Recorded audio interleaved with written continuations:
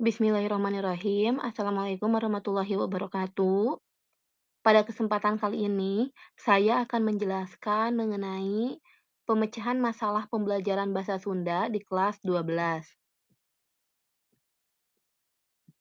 Pemecahan masalah pembelajaran bisa diartikan sebagai kesulitan belajar yang dialami oleh siswa. Kesulitan belajar merupakan suatu kondisi di mana siswa tidak dapat belajar dengan baik disebabkan karena adanya gangguan, baik berasal dari faktor internal siswa dibatasi maupun dari faktor inteligensi maupun faktor eksternal siswa. Dalam hal ini, kesulitan belajar paling besar itu dari faktor internalnya, yaitu dari faktor siswanya sendiri. Selain dari faktor siswanya sendiri, kesulitan belajar ini pun ada dari faktor eksternal siswa seperti lingkungan, keadaan siswanya, lingkungan di rumahnya, atau pergaulannya.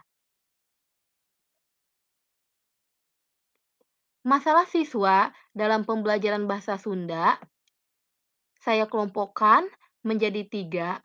Yang pertama, siswa masih kesulitan membedakan huruf vokal "e" dan "e". Yang kedua, kurangnya pemahaman pada bahasa Sunda dari siswa itu sendiri. Dan yang ketiga, kesulitan memahami beberapa materi seperti materi karya sastra. Kenapa siswa kesulitan memahami materi ini? Karena selain materinya berbentuk teks yang berbahasa Sunda dan bahasa yang digunakan pun masih terasa asing oleh diri siswanya itu sendiri. Alternatif solusi yang saya ambil untuk memecahkan masalah kesulitan pembelajaran ini, yang pertama yaitu dengan pembiasaan. Dalam hal ini, siswa dibiasakan untuk menulis dan membaca teks berbahasa Sunda. Pembiasaan ini erat kaitannya dengan sarana dan prasarana yang disediakan oleh sekolah, khususnya yang ada di perpustakaan. Perpustakaan sekolah pada sekarang ini masih kurang dalam menyediakan buku-buku yang berbahasa Sunda, terutama buku-buku bacaan teks yang berbahasa Sunda, buku cerita, buku karya sastra. Pada saat ini, bahkan di perpustakaan hanya tersedia buku paket bahasa Sunda yang digunakan dan itu pun belum sesuai dengan jumlah siswa yang ada di sekolah.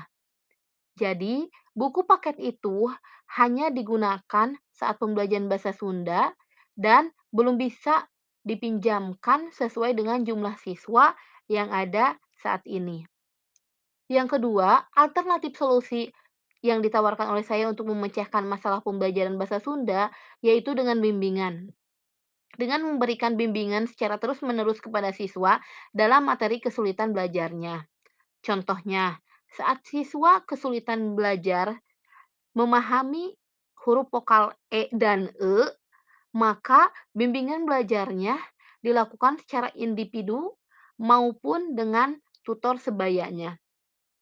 Apabila bimbingan bersifat individu, maka siswa harus dibiasakan untuk menulis teks-teks yang berbahasa Sunda dan membaca teks-teks berbahasa Sunda.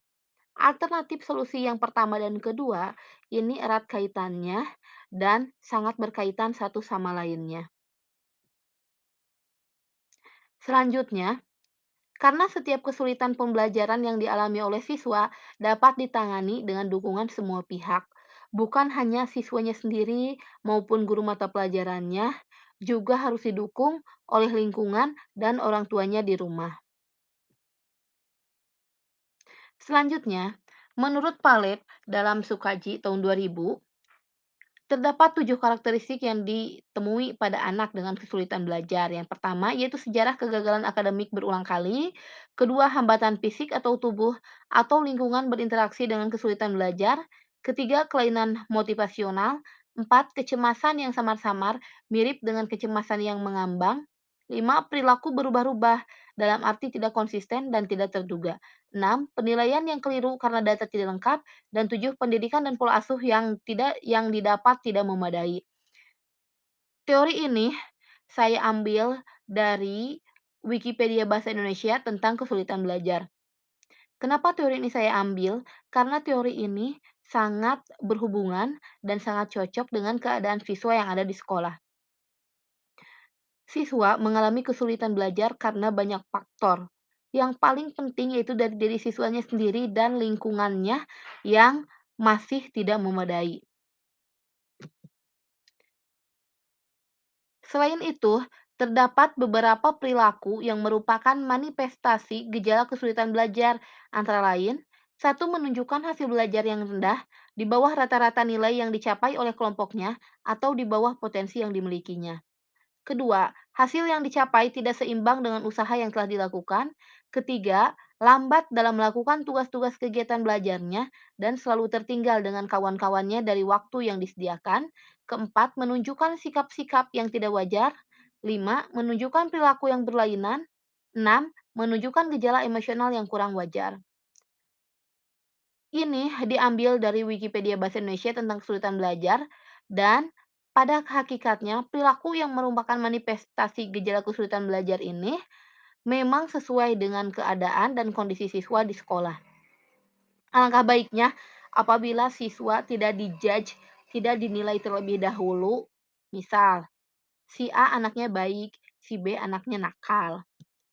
Dengan adanya penilaian seperti ini, membuat siswa B yang dicap dan dinilai sebagai siswa nakal, tentu saja itu melekat pada dirinya secara terus-menerus.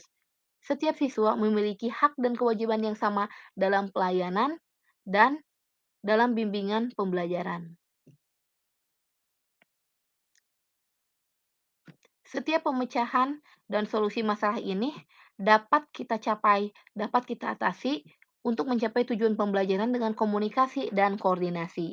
Setiap komunikasi dan koordinasi dilakukan pada setiap proses perkembangan pemecahan masalah yang dihadapi oleh setiap siswa.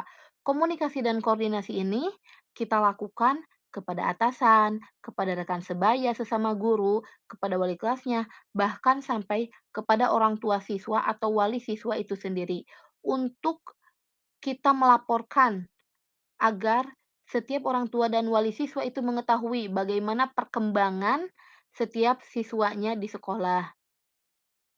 Dalam hal ini, peran guru, wali kelas, dan pihak BPBK sangat erat kaitannya untuk mencapai tujuan pembelajaran untuk setiap siswa. Terima kasih. Sekian dari saya Rina Tesya Anggreni SPD, SMA Negeri 1 Batu Jaya, guru bahasa Sunda dalam memecahkan setiap masalah pembelajaran yang ada pada pembelajaran bahasa Sunda khususnya di kelas 12. Terima kasih. Wassalamualaikum warahmatullahi wabarakatuh.